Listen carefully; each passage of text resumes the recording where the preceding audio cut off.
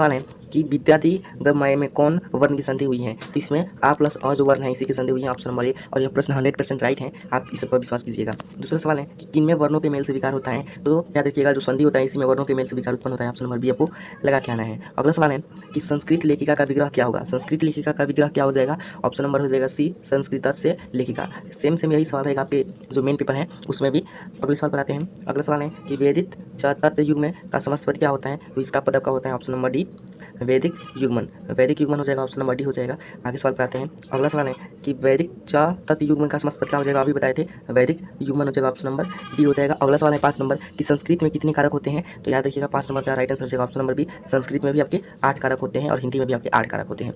अगले सवाल पर आते हैं। अगला सवाल है कि सप्तमी विभक्ति के अर्थ में किस कारक का प्रयोग होता है? सप्तमी विभक्ति के अर्थ में किस कारक का प्रयोग होता है? तो याद रखिएगा इसमें आपका होता है ऑप्शन नंबर बी, अधिकरण कारक। याद रखिएगा अधिकरण कारक होता है। अगला सवाल है कि दुर्योधन में उपसर्ग क्या है? दुर्योधन में आपका कौन सा उपसर्ग है? तो इसमें हो जाएगा आपका दूर हो जाएगा उपसर्ग, ऑप्शन नंबर सी हो जाएगा दूर, आपको यही लगा के आना है। अगले सवाल पर आते हैं।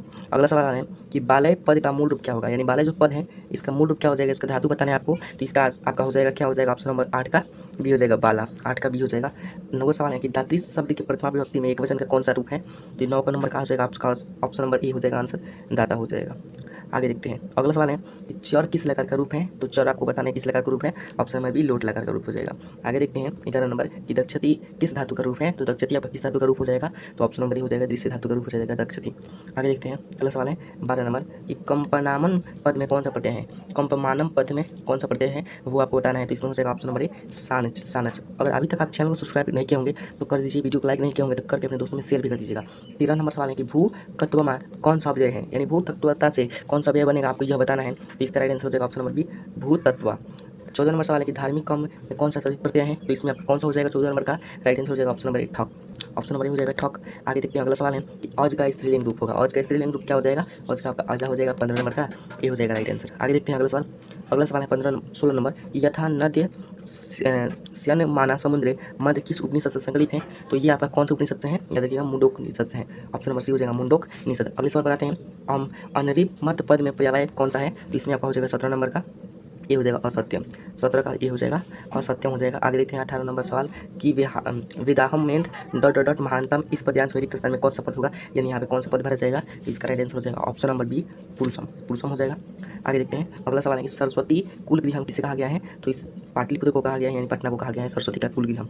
आगे देखते हैं अगला सवाल 20 नंबर सवाल है कि मध्यकाल में पाटलिपुत्र किस नाम से प्रसिद्ध था? तो मध्यकाल में जो आपका पाटलिपुत्र था वो पटना के नाम से प्रचलित था, ऑप्शन नंबर हो जाएगा ए हो जाएगा। अगला सवाल है 21 नंबर पतन शब्द से पाटलिपुत्र बना, अन्य नाम कौन सा है पाटलिपुत्र का? तो पाटलिपुत्र का अन्य नाम आपको बताना है, ये हो जाएगा आपका पटना, पटना का दूसरा नाम है पाटलिपुत्र और कुसुमपुर भी पटना का ही नाम है।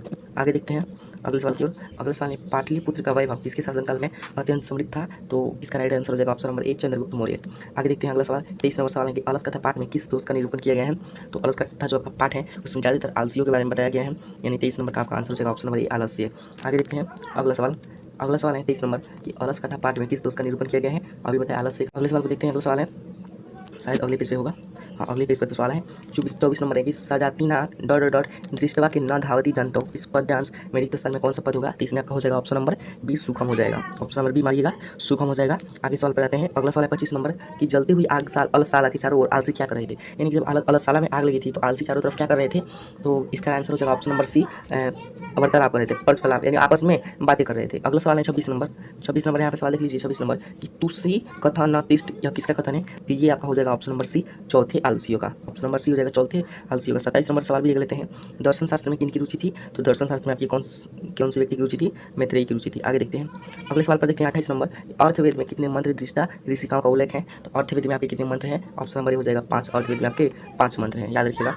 आगे सवाल है कि निम्नलिखित में कौन गंगा देवी की रचना है? इसमें से कौन सी जो रचना है वो गंगा देवी की रचना है? तो 29 का हो जाएगा ऑप्शन नंबर बी, मधुरा विजय। आगे देखते हैं लास्ट सवाल है कि कंपन राय की रानी का क्या नाम था? तो कंपन राय की रानी का क्या नाम था? इसका आंसर हो जाएगा option number C, Ganga Devi. अगर आप चाहते हैं कि पूरी तैयारी करना तो आप इस चैनल को सब्सक्राइब कर दीजिए और बाकी विषय की भी ऐसे ही पेपर पाने के लिए इस चैनल को सब्सक्राइब कर दीजिए, वीडियो को लाइक करके दोस्तों में शेयर भी कर दीजिए।